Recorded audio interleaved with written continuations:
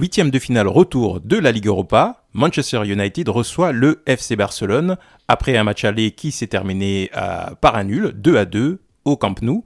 Le Barça peut-il le faire à Old Trafford? On en parle tout de suite.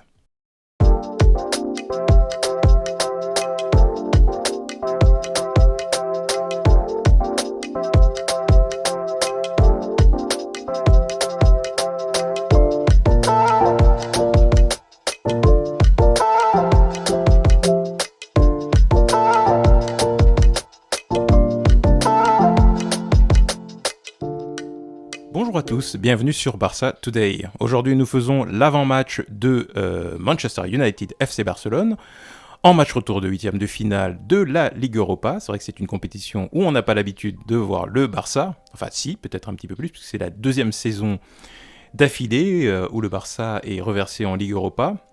La saison dernière, le Barça avait été éliminé. Cette saison, l'équipe semblait un petit peu mieux armée pour affronter cette compétition. Mais là, effectivement, le match qui se profile va être décisif. Forcément, ça passe ou ça casse pour le Barça. Donc voilà, premièrement, déjà la convocation que vous voyez là. Donc les joueurs qui sont convoqués pour cette confrontation avant de parler du 11. Donc on a un retour surtout de Busquets essentiellement, et la sortie évidemment de Pedri qui s'est blessé lors du match aller, et de Gavi qui est suspendu. Donc voilà, donc il y a un retour de Busquets qui va certainement être titulaire et qui va être très important dans l'équilibre de l'équipe, mais il y a deux pertes importantes, on va en parler lorsqu'on parlera du 11, en les personnes de Pedri et Gavi. Donc avant cela, je voulais parler un petit peu de Manchester United, puisque on a vu hier, enfin vous avez certainement dû voir hier la victoire du Real Madrid face à Liverpool. Il faut savoir que Manchester United, c'est plus la même équipe qu'il y a encore quelques mois, qu'il y a 6 mois ou la saison dernière. Manchester United est 3e du championnat de Première Ligue, derrière City, qui est l'équipe qu'on connaît, et Arsenal qui marche sur l'eau en ce moment, depuis le début de saison d'ailleurs. Manchester United est 3e, et encore ils ne sont pas à beaucoup de points, ils sont à 5 points du premier. Donc ce n'est plus du tout la même machine qu'il y a quelques temps où on disait que Manchester United était en difficulté. À titre d'exemple, Liverpool, qui a été battu hier par le Real, est 8e du championnat. Loin derrière, entre deux, il y a les Spurs, il y a Newcastle, il y a un certain nombre d'équipes avant Liverpool. Donc, ce n'est pas la même histoire en réalité. Si on veut comparer les deux équipes, il y en a une qui est quasiment au milieu de tableau et une qui est en tête de tableau et qui peut encore concourir pour la Première Ligue, vu le retour fulgurant de United depuis le début de l'année. Donc, c'est difficile. Ça a été difficile à l'aller, ça va être difficile encore plus au retour à Old Trafford, chez eux. Donc voilà, donc faut bien se mettre ça en tête quand on se projette et quand on se dit voilà ce que devrait produire le Barça. Le Barça est en reconstruction et revient très fort, mais en face, c'est un grand d'Europe. C'est une affiche de Ligue des Champions, clairement, et peut-être même du dernier carré de Ligue des Champions.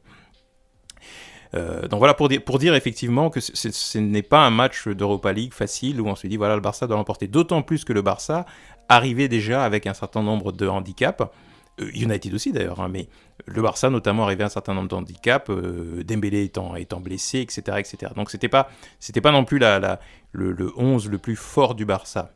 Mais concernant United, là ça risque d'être effectivement une équipe encore plus forte qu'à l'aller. Là, je voulais vous montrer aussi les résultats, effectivement, on en parlait, les derniers résultats de Manchester United. Ils viennent de battre Leicester, toujours avec but de Rashford.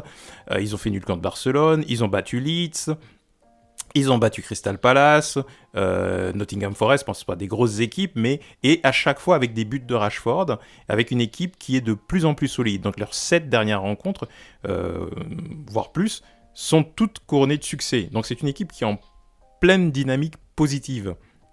C'est assez normal qu'ils aient causé des difficultés au Camp Nou. Le 11 de Manchester United, là encore c'est le 11 du dernier match contre Leicester, donc c'est pour ça que je vous le mets, c'est le plus récent. Je ne sais pas quelle va être la configuration de Ten Hag, mais probablement que l'ossature va être celle-ci, devant Rashford, Bruno Fernandes, Weghorst, qui est toujours très très dangereux, qui sera le point de fixation. je pense. Là, il y a eu Garnacho, mais je pense que Jadon Sancho reviendra à sa position.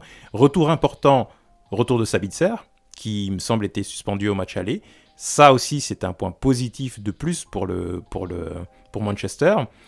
Derrière, on a Dalot, Lindelof, là, et retour de Martinez aussi. Shaw, qui avait joué central la dernière fois. Je pense que Varane va revenir. Je pense que Casemiro sera aussi titulaire tout de même. Hein.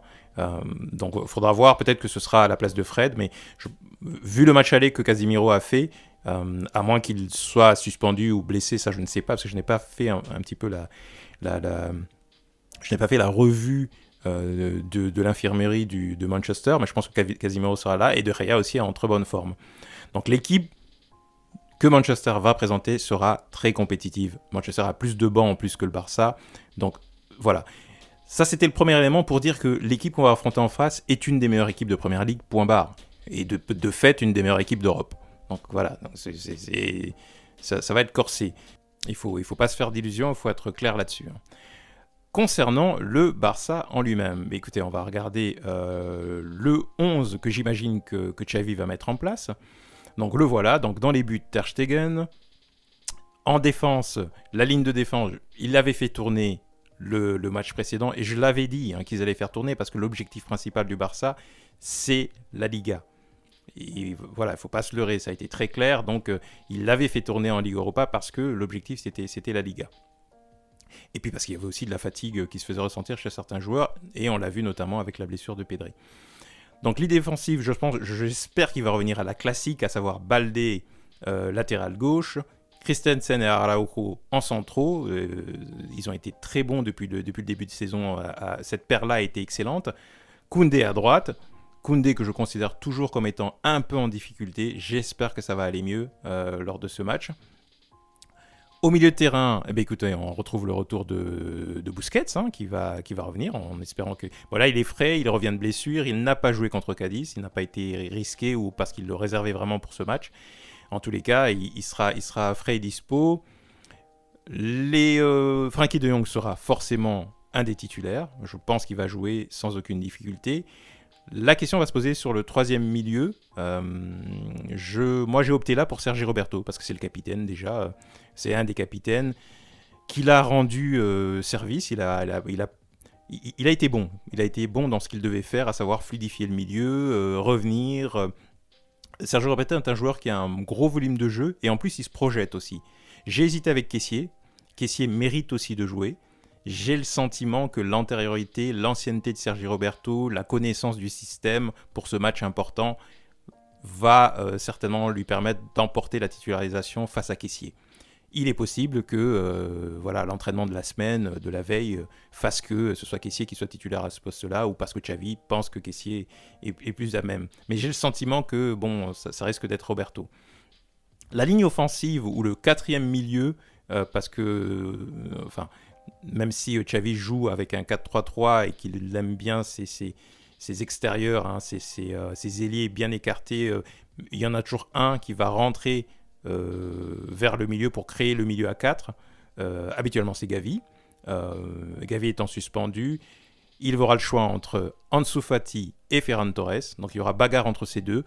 Je mets effectivement une pièce sur Ferran Torres parce que, vu le match qu'il a fait contre Cadiz, vu l'état de forme qu'il semble avoir, même si Ansu Fati est toujours dangereux, je crois que Ferran Torres part avec une petite longueur d'avance. Et si c'est au mérite, qu'on aime ou qu'on n'aime pas, s'il fait ne serait-ce que la moitié de ce qu'il a fait contre Cadiz, je pense que Ferran Torres mérite d'être titulaire. Par contre, il sera sur la gauche, puisque Rafinha, lui, sera à son poste. Et Rafinha aussi est très en forme en ce moment. Donc il doit être sur son aile droite. Et donc moi, je mets une petite pièce sur Ferran Torres. Et évidemment, Lewandowski en attaquant de pointe. Ça, il n'y a absolument aucun doute. Cette équipe-là, c'est l'équipe qui va jouer, je pense, la première heure... contre le United. C'est une équipe compétitive, mais c'est sûr qu'on perd un petit peu, on perd même beaucoup en qualité quand on perd Pedri et Gavi. Ça, c'est sûr et certain. En intensité pour Gavi et en justesse même, parce que c'est aussi quelqu'un à qui il est très difficile de prendre le ballon. Par contre, je pense que Sergi Roberto, si c'est lui, il va pouvoir faire ce boulot-là. Même Kessié aussi, mais avec un peu moins d'agressivité. En revanche, on ne retrouve pas la magie de Pedri, on ne retrouve pas le facteur X qui, pour moi, en l'absence de Dembélé, pour moi, Dembélé est le facteur X de l'équipe du Barça quand l'équipe est au complète, c'est-à-dire c'est celui qui peut sortir n'importe quoi de ses pieds, mais vraiment n'importe quoi pour le coup, en positif comme en négatif, mais plutôt en positif ces derniers temps. Et en son absence, c'était Pedri qui était en charge de créer un petit peu l'étincelle quand le Barça ronronnait. Là, on n'en a plus, donc il va falloir que l'équipe soit une vraie équipe. Et d'ailleurs, pour un petit peu redonner du crédit à Ferran Torres, c'était lui le facteur X lors du match contre Cadiz. C'est lui qui a réussi à casser, à déséquilibrer par des dribbles, en faisant des gestes inattendus, en étant moins conventionnel, qui a réussi à débloquer un petit peu ce match. Et c'est ça qui manque au Barça de temps en temps. Quand le Barça n'a pas d'idée, ça ronronne, ça tourne, il nous manque ce facteur X en espérant que là, ce sera ou Ferran Torres ou Rafinha, par exemple, en l'absence de Pedri et de Dembélé. Donc, pour tout vous dire, moi je vois un match qui va être aussi disputé que le premier, mais avec quand même un avantage pour United, pour plein de raisons, parce que le Barça, encore une fois, a un objectif principal qui est la Liga, et puis le Barça a beaucoup plus d'absence, de pertes par rapport à son équipe type que United, et United a un vrai enjeu dans cette Ligue Europa. Donc voilà. Cela dit, je ne vais pas faire de pronostic parce que, encore une fois, je vous le dis, c'est pas tellement ma tasse de thé.